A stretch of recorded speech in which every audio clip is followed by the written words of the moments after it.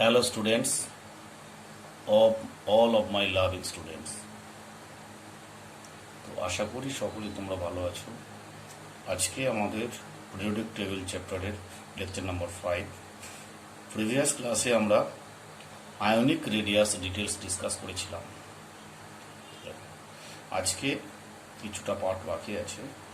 আইসো electronic ion. What is আইসো electronic ion? Ions having same electronic configuration, that is same number of electrons, are called isoelectronic ion. না যে সমস্ত আয়নের electronic configuration same or number of electron same তাদের বলা হচ্ছে আইসো ইলেকট্রনিক আয়ন। তো ডেফিনেশনটা কি হলো? Ions having same electronic configuration, that is number of electrons, they are called isoelectronic ions. Okay, now isoelectronic ions গুলির রেডিয়াস কম্পেয়ার করলে আমরা একটা সিরিজ পাবো। যেমন ধরো এদের সাইজটা ডিপেন্ডস করছে কার উপর। Case 1, when z increases, z means এখানে number of proton, atomic number. এখানে z means number of proton. Okay, Z increase করলে রেডিয়াস ডিক্রিজ করবে, আর জেড ডিক্রিজ করলে আর ইনক্রিজ করবে। অর্থাৎ size inversely proportional proton, Z equals proton, number of proton. Okay, size inversely proportional proton. Proton increase করলে size decrease করবে, proton decrease করলে size increase করবে। Clear? Basic concept এটাই, short rule.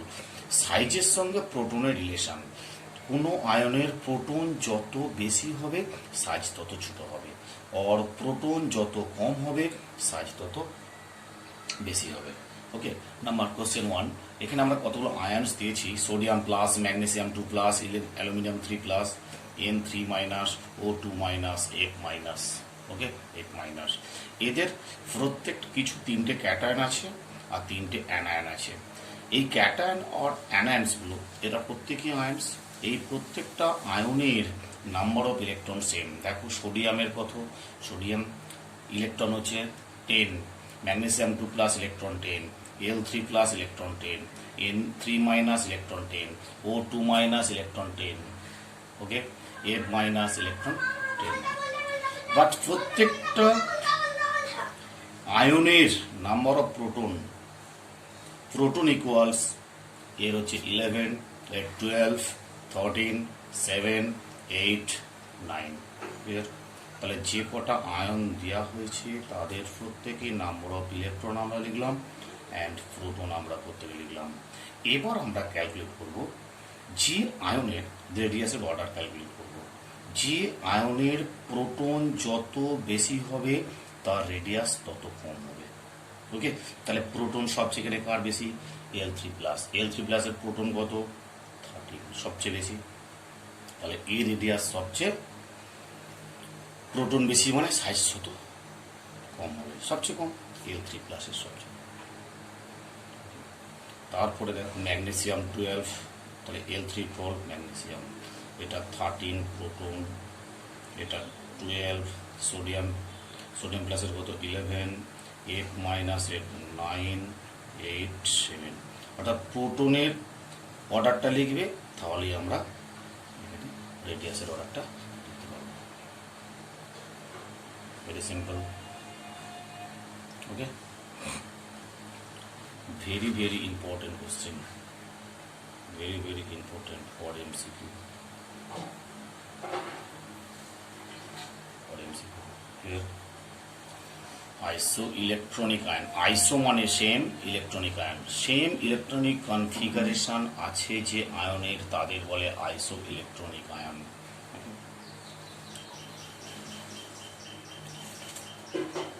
এরপরে ধরো কিছু কোশ্চেন আছে, ডিফারেন্ট টাইপ অফ ইনক্রিজিং অর্ডারের, increasing order. Arrange the increasing order of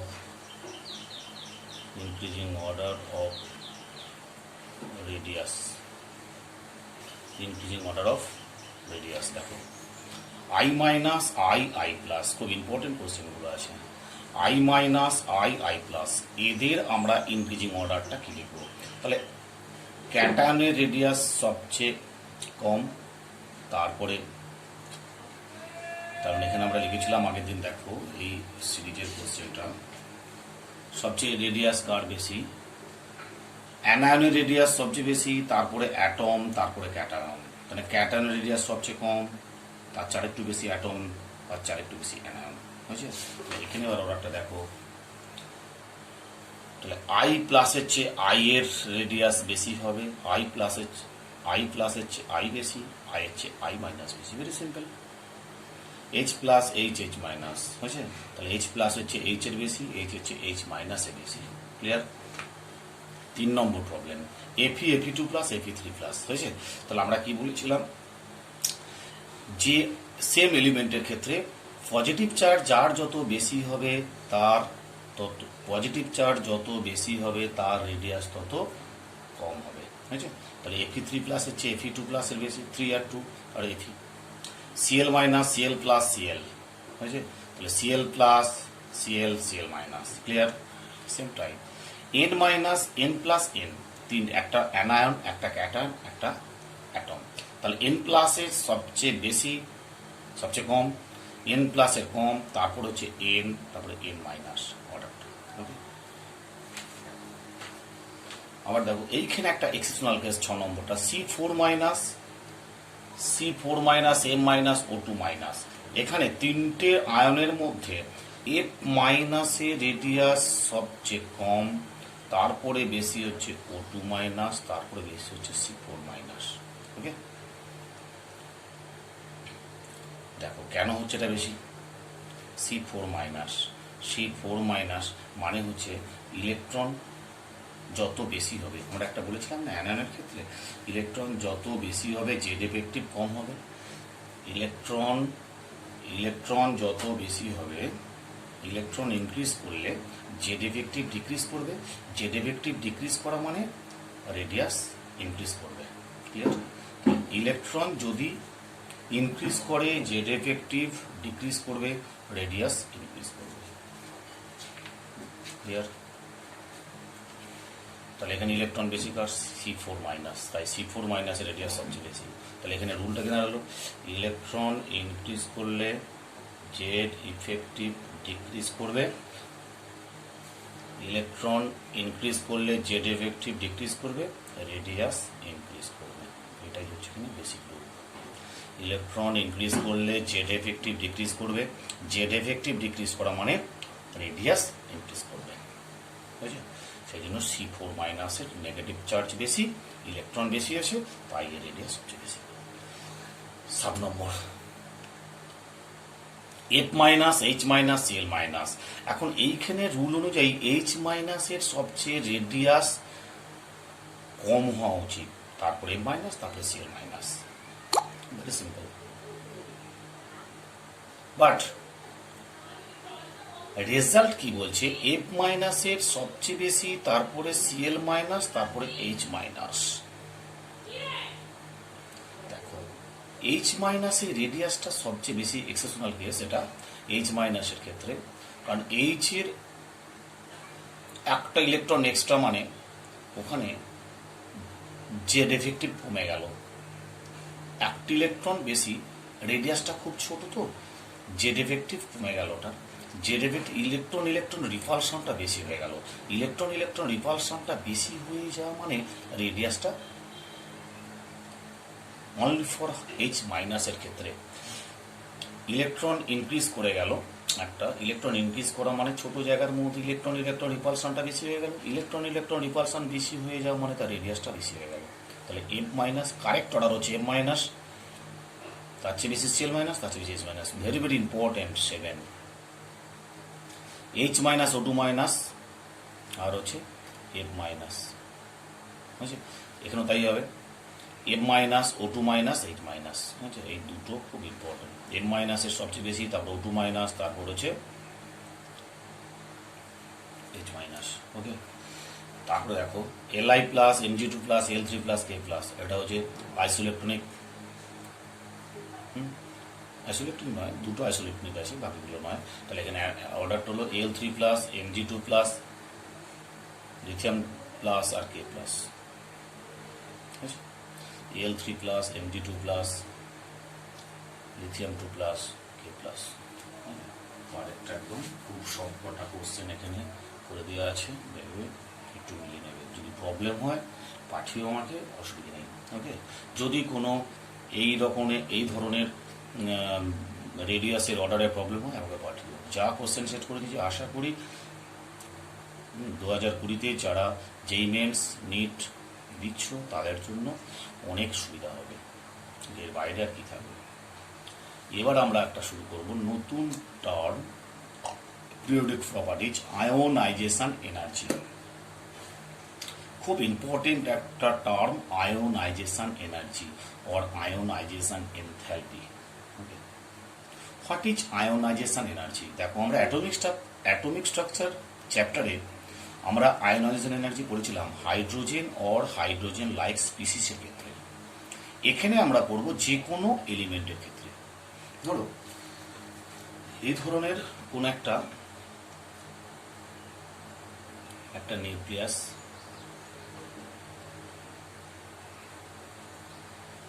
electron আছে, এই ইলেকট্রনের সঙ্গে প্রোটনের একটা ফোর্স অফ অ্যাট্রাকশন আছে, F ইকুয়াল টু এখানে জেডিটা প্রোটন আছে, K into Z into E by R square, distance যদি আর হয়, তাই তো? অর্থাৎ ভ্যালেন্স ইলেকট্রনের সঙ্গে নিউক্লিয়াসে থাকা প্রোটনের একটা ইলেকট্রোস্ট্যাটিক ফোর্স অফ অ্যাট্রাকশন কাজ করছে। সেই ইলেকট্রোস্ট্যাটিক ফোর্স অফ অ্যাট্রাকশনের ভ্যালু হচ্ছে K into Z into E by R square. এখন এই ইলেকট্রনটাকে যদি আমরা বাইরে রিমুভ করতে চাই, তাহলে আমাকে এক্সটার্নাল এজেন্সি থেকে এনার্জি সাপ্লাই করতে হবে। যদি এনার্জি আমি এক্সটার্নাল এজেন্সি থেকে সাপ্লাই করি, তবেই ইলেকট্রনটা এখান থেকে রিমুভ হবে, নচেত না। অর্থাৎ কিছু মিনিমাম এনার্জি একে সাপ্লাই করতে হবে, সাপ্লাই করলে তবে ইলেকট্রনটাকে এই ফোর্স অফ অ্যাট্রাকশনের বাইরে আনতে পারবে। ওকে, আর এই অ্যাটমটার কন্ডিশন হচ্ছে একে আইসোলেটেড হতে হবে, আইসোলেটেড 1 নম্বর পয়েন্ট। 2 নম্বর হতে হবে গ্যাসিয়াস, আর 3 নম্বর এই অ্যাটমটাকে গ্রাউন্ড স্টেটে থাকতে হবে, অ্যাটমটাকে গ্রাউন্ড স্টেটে থাকতে হবে। ইলেকট্রনটা, সেলটা গ্রাউন্ড স্টেট না, আমি বলছি অ্যাটমটাকে গ্রাউন্ড স্টেটে থাকতে হবে, এক্সাইটেড স্টেটে নয়, বুঝেছে?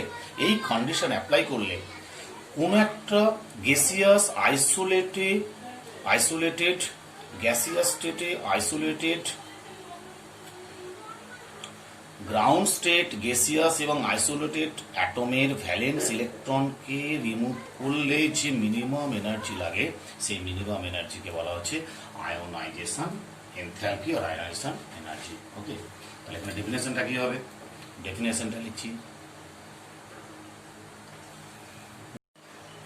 the minimum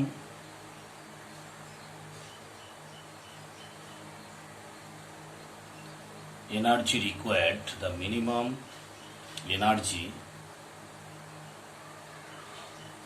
required to remove an electron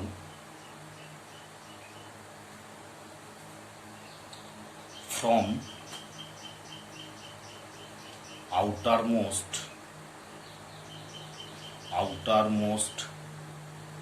cell to infinity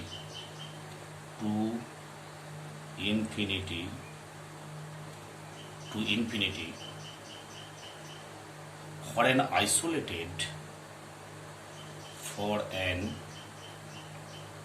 isolated gaseous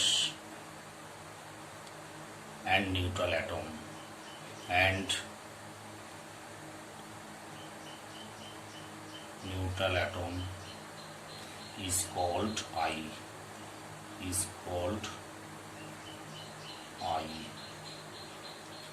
অর্থাৎ the minimum energy required to remove an electron from outermost shell to infinity for an isolated gaseous and neutral atom is called IE.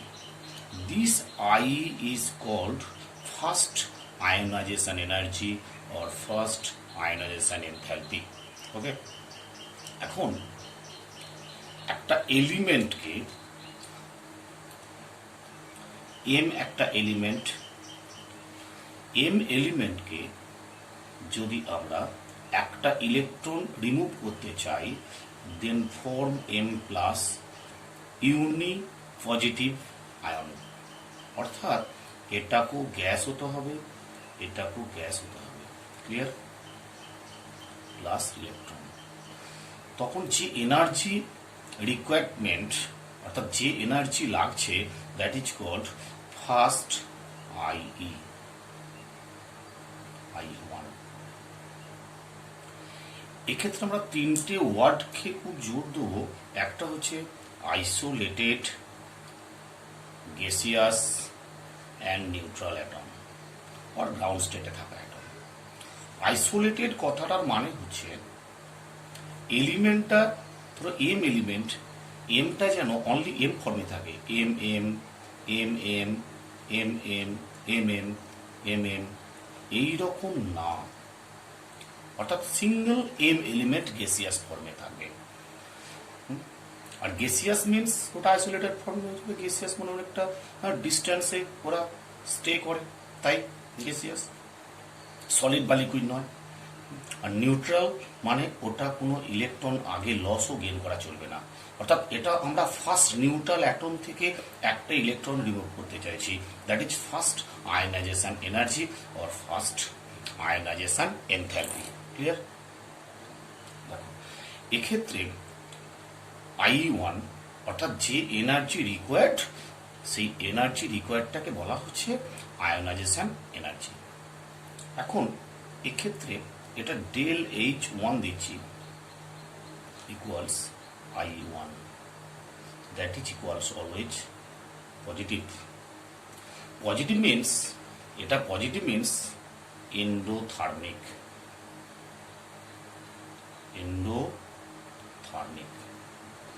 অর্থাৎ first ionisation energy of a gaseous neutral isolated atom is always positive, that is endothermic। আচ্ছা endo Exo এই ব্যাপারটা অনেক স্টুডেন্টের কাছে একটু problem হয়। দেখো এই যে ডেল এইচ, এই del H that is heat যখন পজিটিভ হবে তখন হচ্ছে এন্ডো, আর যখনই এটা নেগেটিভ সাইন আসবে, নেগেটিভ সাইন আসা মানে হচ্ছে তোমার রিলিজ হবে এনার্জিটা রিলিজ হবে, ঠিক আছে, দ্যাট ইজ এক্সোথার্মিক,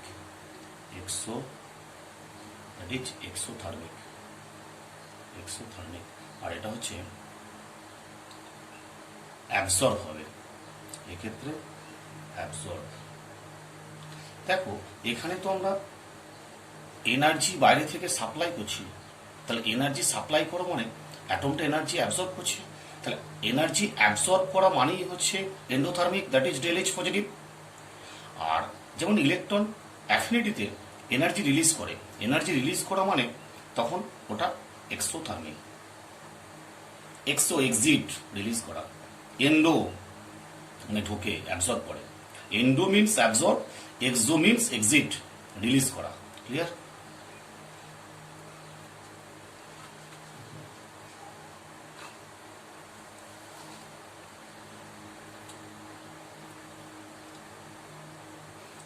তাহলে এখানে first ionisation energy always endothermic, clear.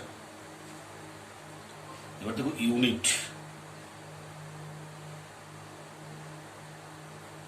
Unit of ionisation energy. First হচ্ছে electron volt per atom, okay. আর কি আছে ইউনিট? জুল পার মোল,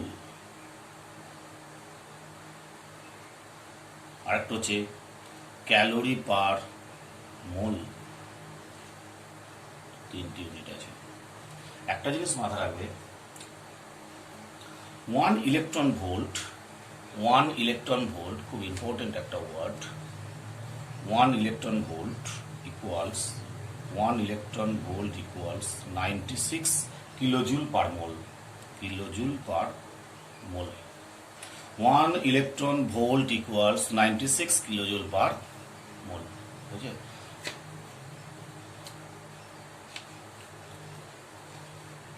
ওয়ান ইলেকট্রন ভোল্ট সমান 96 কিলোজুল পার মোল। এবার দেখো,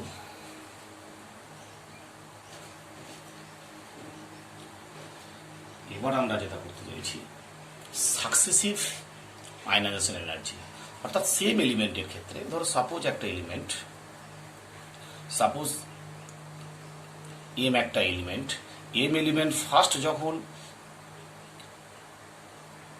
ইলেকট্রন রিলিজ করছে M plus, that is I1, আবার M plus যখন একটা ইলেকট্রন রিলিজ করছে তখন হচ্ছে M2 plus, that is I2।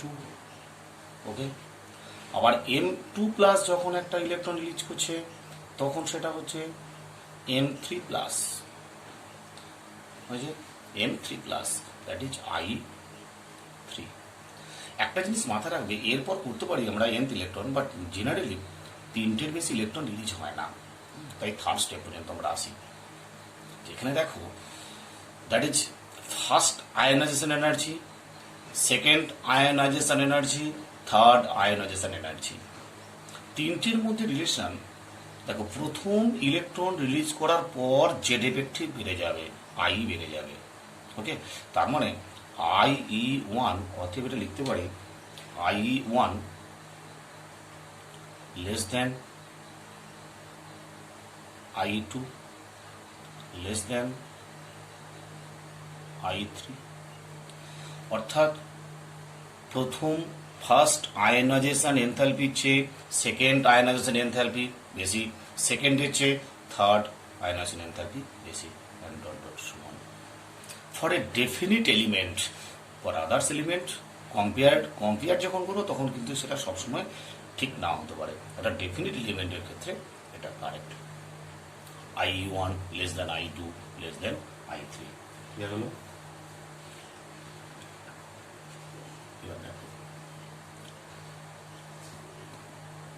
Factors affecting ionization enthalpy. Factors affecting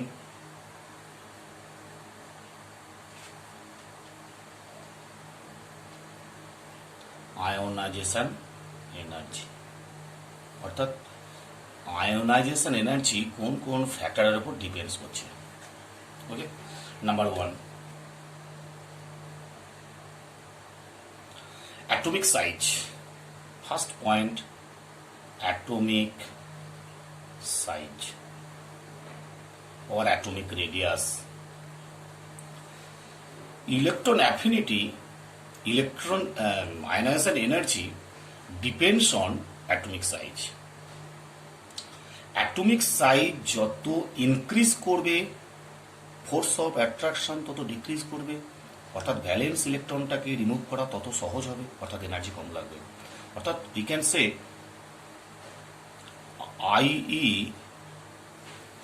IE inversely proportional atomic size, অর্থাৎ অ্যাটমিক সাইজ যত বেশি হবে আই তত কমবে।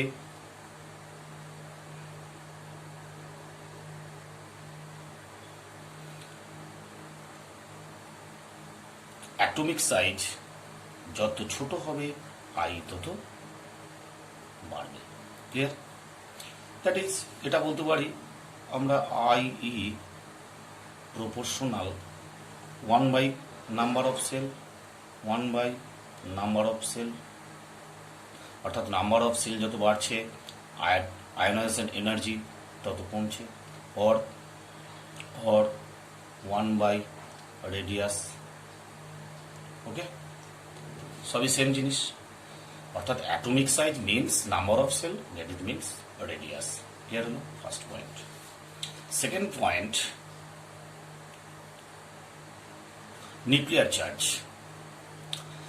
Nuclear charge, NC, nuclear charge, অর্থাৎ নিউক্লিয়ার চার্জ যত ইনক্রিজ করবে তত আয়নাইজেশন এনার্জি ইনক্রিজ করবে। That is IE proportional nuclear charge Z. Nuclear charge যত ইনক্রিজ করবে আয়নাইজেশন এনার্জি তত ইনক্রিজ করবে। ক্লিয়ার? Number 3, Z effective. খুব ইম্পর্টেন্ট একটা word, effective nuclear charge. Z effective যত ইনক্রিজ করবে তত আয়নাইজেশন এনার্জি ইনক্রিজ করবে। সেম জিনিস, আইই proportional Z effective. Z effective যত ইনক্রিজ করবে আয়নাইজেশন এনার্জি তত ইনক্রিজ করবে। ওকে, নাম্বার 4, খুব ইম্পর্টেন্ট জেড এফেক্টিভটা, বারবার বলি।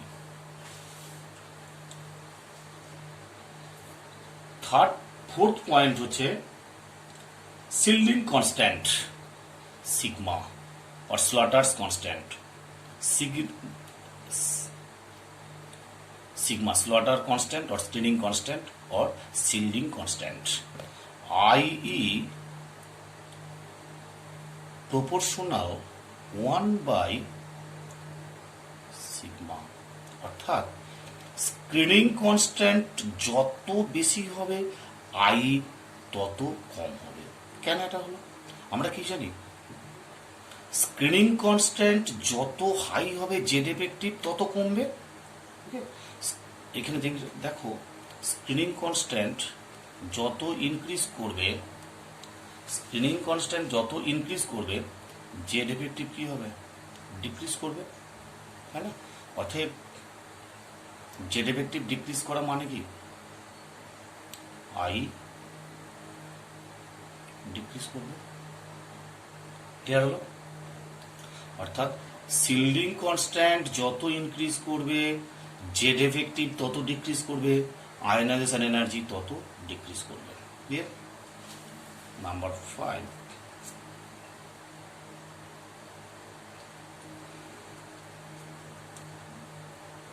penetration power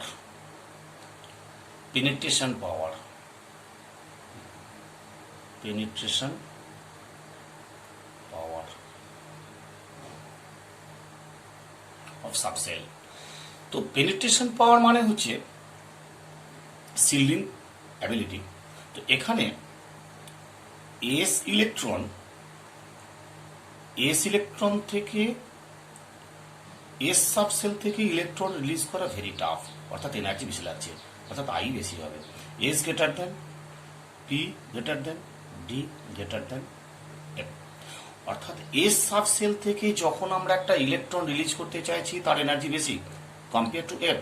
এফ সাবসেলের শিল্ডিং অ্যাবিলিটি খুব কম, ডিফিউজ শেপ, তাই এখান থেকে ইলেকট্রনটা রিলিজ করা ভেরি ইজি। ওকে, তাই এর এনার্জিও কম লাগবে। ক্লিয়ার হলো? তার মানে পেনিট্রেশন পাওয়ারের অর্ডার হচ্ছে S greater than P greater than D greater than F.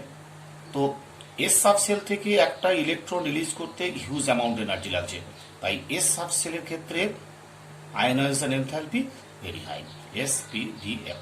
Okay, 5, 6, electronic configuration. Electronic configuration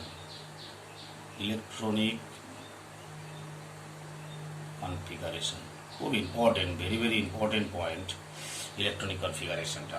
দেখো, ইলেকট্রনিক কনফিগারেশন, যে এলিমেন্টের electronic configuration stable electronic configuration যদি হয় সেই সমস্ত এলিমেন্ট থেকে ইলেকট্রনটা রিলিজ করা বা রিমুভ করা খুব টাফ, অর্থাৎ তাদের আয়নাইজেশন এনার্জি ভ্যালু অনেক বেশি হবে। ইলেকট্রনিক কনফিগারেশন দু টাইপের হয়, একটা হচ্ছে হাফ ফিল্ড,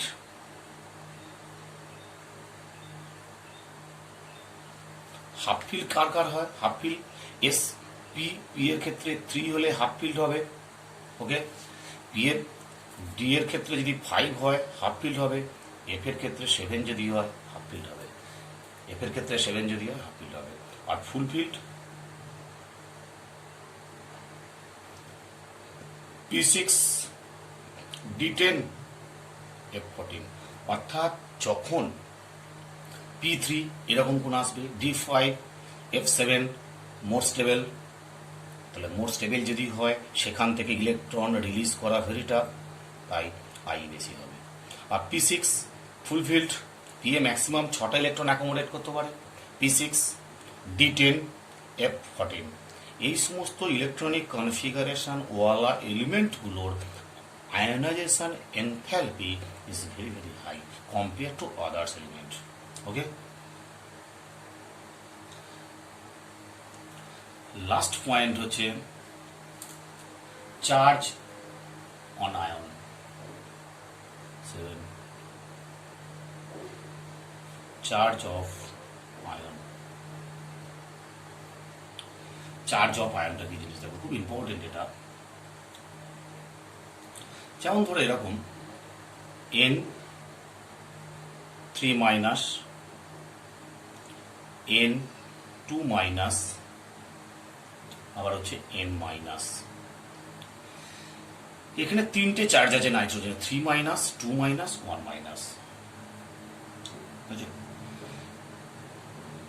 এখন আইটা কার বেশি কার কম, খুব ইম্পর্টেন্ট মডেল এগুলো।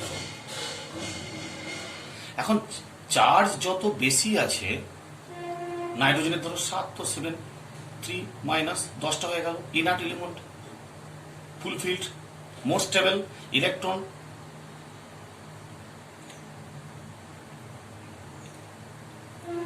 তাহলে বলতে গেছি এইটা হচ্ছে নেগেটিভ চার্জ, যার যত কম হবে তার আয়নাইজেশন এনথ্যালপি তত বেশি হবে।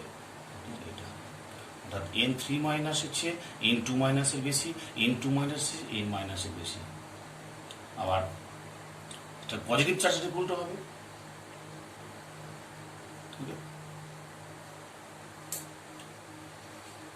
চার্জ যত হাই হবে নেগেটিভ চার্জ, তত আয়নাইজেশন এনথ্যালপি কম হবে। চার্জ যত কম হবে তত বেশি হবে। Okay, factors affecting. এবার পিরিওডিসিটি। এবার হচ্ছে পিরিওডিসিটি।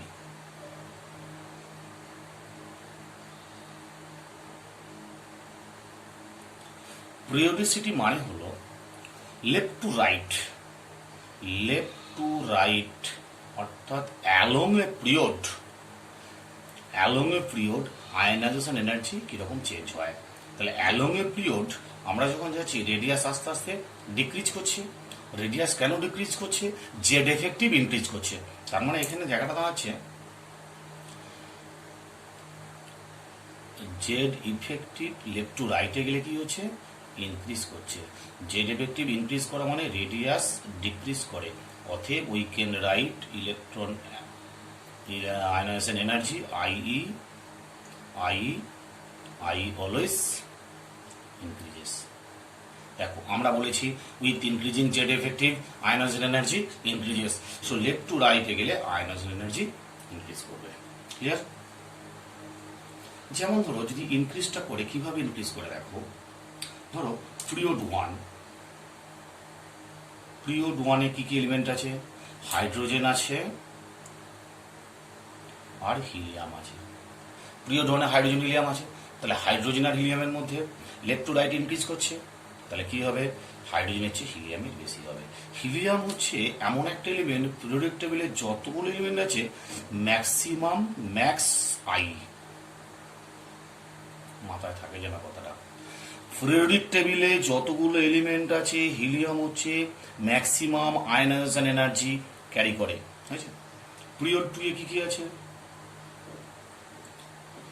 পিরিয়ড 2 এ lithium, beryllium, boron, carbon, nitrogen, oxygen আর হচ্ছে ফ্লোরিন। ওকে, এখন লিথিয়ামের চেয়ে বেরিলিয়ামের বেশি হওয়া উচিত, এক্সপেক্টেড রেজাল্ট লিথিয়ামের চেয়ে বেরিলিয়াম, বেরিলিয়ামের চেয়ে বোরন, বোরনের চেয়ে কার্বন, এগুলো পরপর বেশি হওয়া উচিত। কিন্তু মাথায় রাখবে বেরিলিয়াম আর বোরন এই দুটো এলিমেন্ট আর নাইট্রোজেন, অক্সিজেন এই দুটো এলিমেন্টের ক্ষেত্রে অর্থাৎ বেরিলিয়াম হচ্ছে গ্রুপ টু আর 13, গ্রুপ টু আর 13 মনে রাখবে, গ্রুপ টু আর গ্রুপ 13, বুঝেছে? গ্রুপ টু আর গ্রুপ 13 এই দুটো এলিমেন্টের মধ্যে গ্রুপ টু এর চেয়ে গ্রুপ 13 বেশি হওয়া উচিত। কিন্তু রেজাল্ট, এক্সপেরিমেন্টাল রেজাল্ট বলছে group 13 always greater than group two, group two greater than group 13 হবে। হওয়া উচিত ছিল গ্রুপ টু এর চেয়ে গ্রুপ 13 বেশি, কিন্তু এক্সপেরিমেন্টাল রেজাল্ট বলছে group two is greater than group 13। তার মানে অ্যাকুরেট রেজাল্ট আমরা যদি লিখতে চাই এখানে, তাহলে সিরিজটা কি হবে? Lithium greater than,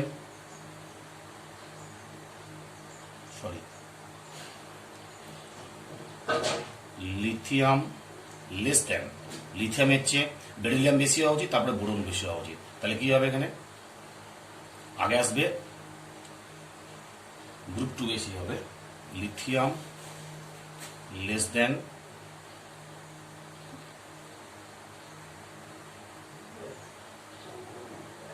boron, less than beryllium, less than carbon, less than oxygen, less than nitrogen, less than chlorine. Clear হলো? অর্থাৎ হওয়া উচিত ছিল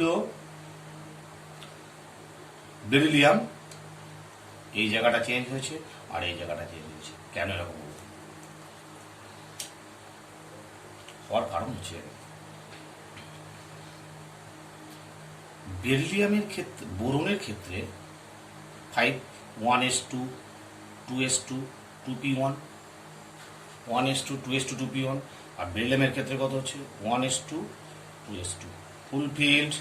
তাই এর হাফ ফিল বা ফুলফিল কিছু নয়, বেরিলিয়ামের ফুলফিল, এই বোরনের চেয়ে বেরিলিয়ামের হাই। আবার অক্সিজেন দেখো, oxygen 1s2 2s2 2p4, nitrogen 1s2 2s2 2p3, nitrogen half filled, more stable, তাই ionization energy far better compare to oxygen. Okay, half filled, এটা হাফ ফিল্ড, এটাও হাফ ফিল্ড, ফুল ফিল্ড, এটা full field. ওকে, বেরিলিয়ামের ফুল field, তাই বেরিলিয়ামের আইপির বেশি, ionisation energy value বোরনের চেয়ে বেশি। আবার অক্সিজেনের, অক্সিজেনের চেয়ে নাইট্রোজেন বেশি, যেহেতু নাইট্রোজেন ফুল ফিল্ড। তাহলে আমরা কি বলতে চাইলাম এখানে? দেখো, দুটো জায়গায় বেরিলিয়াম আর বোরন, কোশ্চেনটা খুব ইম্পর্টেন্ট। বেরিলিয়াম আর হচ্ছে বোরন, এই দুটোর ক্ষেত্রে আমরা কম্পেয়ার করব। বেরিলিয়াম আর বোরন, বেরিলিয়াম হচ্ছে 4 আর বোরন হচ্ছে 5। ইলেকট্রনিক কনফিগারেশন 1s2 2s2, এটার হচ্ছে 1s2 2s2 2p1। ওকে, তাহলে কি জিনিস দাঁড়ালো? এটা হচ্ছে ফুল ফিল্ড, মোর স্টেবল, এটা ফুল ফিল্ড বা হাফ ফিল্ড কিছু নয়। তাহলে যার ইলেকট্রনিক কনফিগারেশন ফুল ফিল্ড আর হাফ ফিল্ড হবে সেটা মোর স্টেবল হবে, আইপি আয়নাইজেশন এনার্জি ভ্যালু বেশি হবে। So we can say beryllium is greater than boron. Same type nitrogen আর অক্সিজেন, নাইট্রোজেন আর অক্সিজেন, নাইট্রোজেনের কত? 1s2 2s2 2p3, এটা হাফ ফিল্ড, 2pটা হাফ ফিল্ড, এটা হচ্ছে 1s2 2s2 1s2 2s2 2p4, আর এটা হাফ ফিল বা ফুল ফিল কিছু নয়। তাহলে নাইট্রোজেনের আয়নাইজেশন এনার্জি ভ্যালু অক্সিজেনের চেয়ে বেশি। এবার দেখো period 2, period 3, period 3 same result আসবে।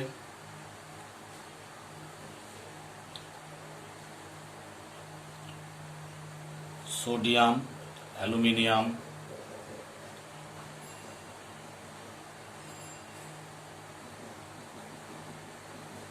greater than magnesium, greater than silicon, greater than sulfur, greater than phosphorus, greater than chlorine, greater than argon.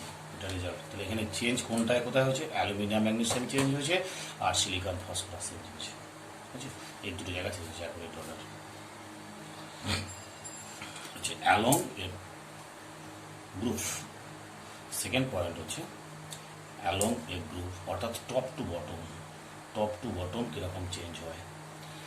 Along এ গ্রুপ অর্থাৎ when we move from top to bottom, অর্থাৎ ওপর থেকে যখন নিচে নামবো, এই সিরিজটা এরকম হবে লাইনটা। ওপর থেকে যখন নিচে নামছি তখন নাম্বার অফ সেল ইনক্রিজ করছে, রেডিয়াস ইনক্রিজ করছে। তাহলে number of shell, number 1 point, number of shell increase করছে। Number 2 radius, number of shell increase করছে, রেডিয়াস ইনক্রিজ করছে। অতএব we can say IE decreases. তো উপর থেকে যখন নিচে নামছি আমরা, তখন নাম্বার অফ সেল ইনক্রিজ করছে একটা করে, রেডিয়াস ইনক্রিজ করছে, অতএব IE ডিক্রিজেস। অর্থাৎ ডেফিনিট গ্রুপ বরাবর উপর থেকে যখন আমরা নিচে নামছি তখন তাদের আয়নাইজেশন এনার্জির ভ্যালু আস্তে আস্তে ডিক্রিজ হচ্ছে। যেমন ধরো বোরন ফ্যামিলির ক্ষেত্রে খুব ইম্পর্টেন্ট, বোরন ফ্যামিলি খুব ইম্পর্টেন্ট, বোরন ফ্যামিলি।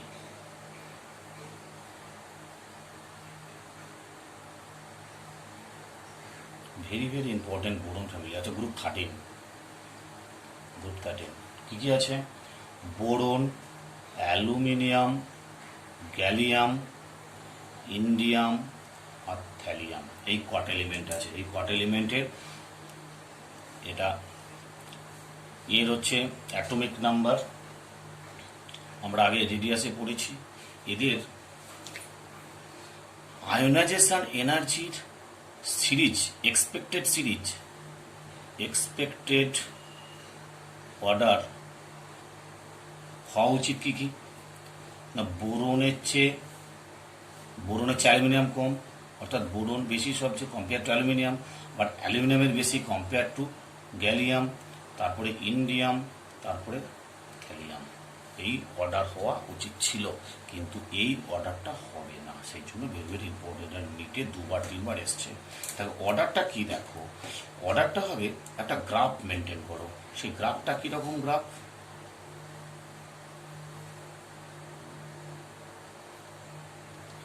এটা হচ্ছে IE,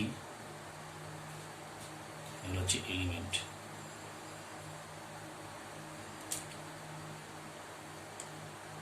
এই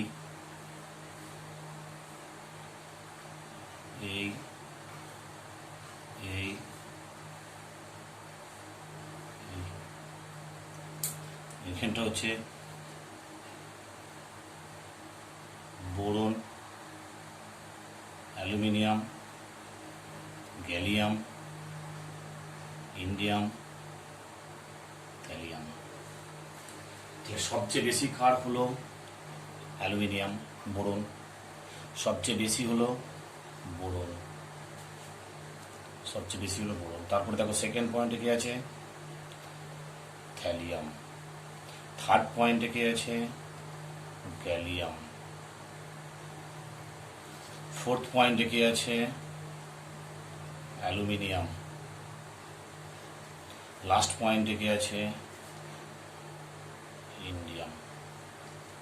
অর্থাৎ কারেক্ট অর্ডার এলো বোরন আগে, তারপরে থ্যালিয়াম, তারপরে গ্যালিয়াম, তারপরে অ্যালুমিনিয়াম, তারপরে ইন্ডিয়াম।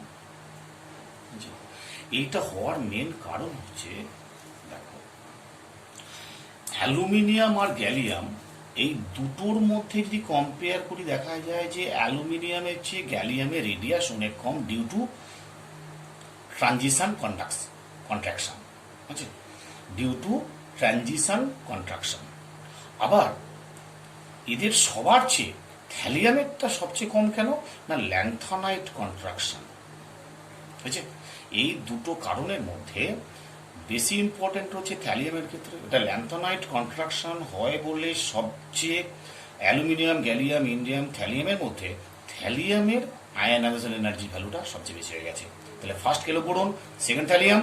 এবার অ্যালুমিনিয়াম, গ্যালিয়ামের মধ্যে গ্যালিয়ামের রেডিয়াস কম due to transition, transition metal, transition contraction, গ্যালিয়ামের, তারপরে অ্যালুমিনিয়াম, তারপরে very very important series for JEE Mains আর NEET, very very important series.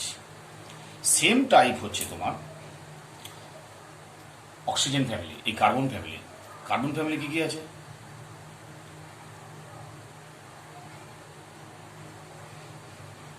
Carbon, silicon, germanium, tin আর লেড। ওকে, তাহলে উপর থেকে নিচে এক্সপেক্টেড রেজাল্ট কি? এক্সপেক্টেড রেজাল্ট কার্বনের সবচেয়ে বেশি, তারপরে সিলিকন, তারপরে জার্মেনিয়াম, তারপরে টিন, তারপরে লেড। এখানে শুধুমাত্র চেঞ্জ হবে, টিন আর lead due to lanthanide conduction. লেডের বেশি, লেডটা এখানে আসবে আর এসেন্ট এখানে আসবে। তাহলে এখানে অ্যাকুরেট রেজাল্ট, অ্যাকচুয়াল রেজাল্ট বা এক্সপেরিমেন্টাল রেজাল্ট বলছে কার্বন, তারপরে সিলিকন, তারপরে germanium, carbon, silicon, germanium, tin, lead. এটা এক্সপেরিমেন্টাল, এটা হচ্ছে এক্সপেক্টেড রেজাল্ট। আর অ্যাকুরেট রেজাল্ট হচ্ছে carbon greater than silicon, germanium, lead আর টিন। এই জায়গাটায় শুধু চেঞ্জ হয়েছে। ক্লিয়ার? তাহলে এটা ইম্পর্টেন্ট আছে। কার্বন ফ্যামিলির মধ্যে শুধু লেডটা উপরে যাবে আর টিনটা নিচে আসবে, শুধু এইটুকু জায়গায় চেঞ্জ হয়েছে। ঠিক আছে? Carbon, silicon, germanium, lead, tin. এবার হচ্ছে পরে application of ionisation energy. First point, I inversely proportional 1 metallic character. অর্থাৎ মেটালিক ক্যারেক্টার যত ইনক্রিজ করবে আইর ভ্যালু তত ডিক্রিজ করবে। তাহলে আমরা বলতে পারি I proportional non metallic character যত ইনক্রিজ করবে আই তত ইনক্রিজ করবে। ক্লিয়ার? এর পরের পয়েন্ট আসছে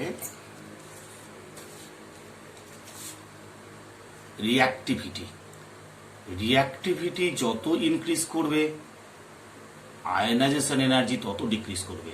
অর্থাৎ রিঅ্যাক্টিভিটি যত ডিক্রিজ করবে আইয়ের ভ্যালু তত ইনক্রিজ করবে। লাস্ট পয়েন্ট আসছে রিডিউসিং প্রপার্টিজ যত ইনক্রিজ করবে আইয়ের ভ্যালু তত ডিক্রিজ করবে। তাহলে অন্যভাবে কথা বলা যায়, অক্সিডাইজিং প্রপার্টিজ যত ইনক্রিজ করবে, অর্থাৎ এটা বলা যায় আইই প্রপোর্শনাল অক্সিডাইজিং প্রপার্টিজ। অর্থাৎ অক্সিডাইজিং প্রপার্টি যত ইনক্রিজ করবে আই তত ইনক্রিজ করবে। ক্লিয়ার হলো? এবার ধরো এরকম টাইপের যদি আমরা একটা প্রবলেম সেট করি, এই ধরনের ডেফিনিট এলিমেন্টের ক্ষেত্রে, ধরো 4 নম্বরের পয়েন্ট, ধরো সোডিয়াম থেকে একটা ইলেকট্রন লস করে হয়েছে সোডিয়াম প্লাস, আবার দ্যাট ইজ ফার্স্ট I1, বুঝছো? আবার সোডিয়াম প্লাস থেকে আমরা আর একটা ইলেকট্রন লস করে Na2+ পাচ্ছি, দ্যাট ইজ I2। ক্লিয়ার? তাহলে একটা ডেফিনিট এলিমেন্টের ক্ষেত্রে I1 আর I2-র মধ্যে অবভিয়াসলি I2টা বড় বেশি হবে। কেন? দেখো এখানে সোডিয়াম প্লাস হচ্ছে মোস্ট স্টেবল ইলেকট্রনিক কনফিগারেশন। তাহলে যে অক্সিডেশন স্টেটে electronic configuration stable, that is আয়নটাও মোর স্টেবল। তাহলে স্টেবল যদি হয় তাহলে এখান থেকে ইলেকট্রন রিমুভ করা very tough. So we can write I(E2) very very greater than I(E1)। অর্থাৎ মোস্ট স্টেবল অক্সিডেশন স্টেট থেকে ইলেকট্রন রিমুভ করা ভেরি টাফ। অর্থাৎ সেক্ষেত্রে আইর ভ্যালুটা অ্যাবনর্মালি হাই হবে। ক্লিয়ার হলো? সেকেন্ড, এটা এ টাইপ হলো। বি টাইপ ধরো এরকম, যদি ম্যাগনেসিয়াম ধরি আমরা, Mg থেকে Mg+, আবার Mg+ থেকে Mg2+, আবার Mg2+ থেকে Mg3+। এর 3টে স্টেপ হলো, 4টে স্টেপ। তাহলে এটা হচ্ছে I1, I2, IE3। তাহলে এবার বলো which is the most stable oxidation state, that is এটা স্টেবল। এটা যদি স্টেবল হয় তাহলে IE3টা অ্যাবনর্মালি হাই হবে, অর্থাৎ IE1 লেস দেন IE2 very very less than IE3। আচ্ছা, IE3 ভ্যালুটা অ্যাবনর্মালি হাই হবে। সেম টাইপ হচ্ছে সি টাইপ, অ্যালুমিনিয়াম থেকে Al3 প্লাস এল একটা প্লাস, আবার Al2 প্লাস Al3 প্লাস, আবার Al4 প্লাস। ওকে, তাহলে এক্ষেত্রে এটা হচ্ছে I1, I2, I3, I4। বলো তো কোনটা অ্যাবনর্মালি হাই হবে? I1, I2, I3, I4। I1 এর চেয়ে I2 বেশি, I2 চেয়ে I3 বেশি, I3 চেয়ে I4 বেশি, তাহলে কোনটা অ্যাবনর্মালি হাই হবে? That is Al3। Al3 plus stable, stable থেকে ইলেকট্রন বের করা ভেরি টাফ, সো I4 হচ্ছে অ্যাবনর্মালি হাই। অতএব উই ক্যান সিরিজ ডাইন লিখতে পারি IE1 লেস দেন IE2 less than IE3 very very less than IE4। এই জায়গাটা খুব ইম্পর্টেন্ট ওয়ার্ড। ওকে,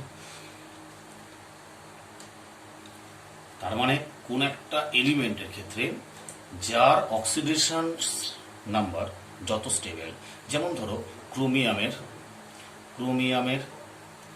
3 প্লাস, ক্রোমিয়ামের 4 প্লাস, ক্রোমিয়ামের 5 প্লাস, ক্রোমিয়ামের 6 প্লাস, এইখানের এর আইর ভ্যালুটা সবচেয়ে বেশি। কেন না, ক্রোমিয়ামের 6 প্লাসটা more stable electronic configuration, maximum stable electronic configuration, so এর I1টা সবচেয়ে বেশি হবে।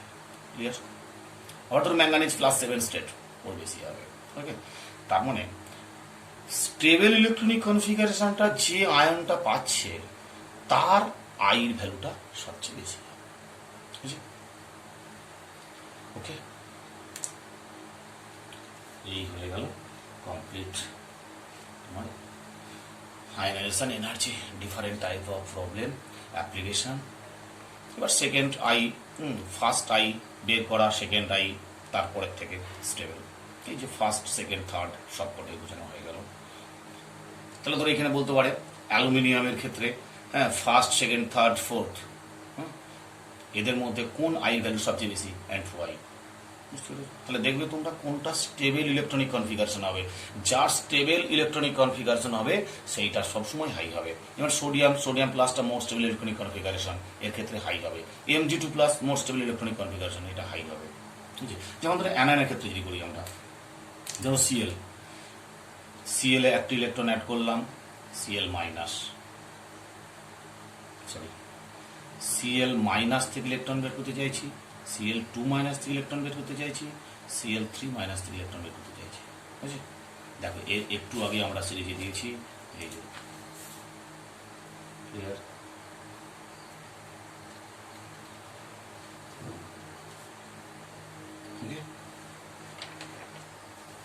ওকে, আজকে এই পর্যন্তই। তোমরা ভালো করে প্র্যাকটিস করো, নিখুঁত করে করা হচ্ছে, কোনো অসুবিধা নেই।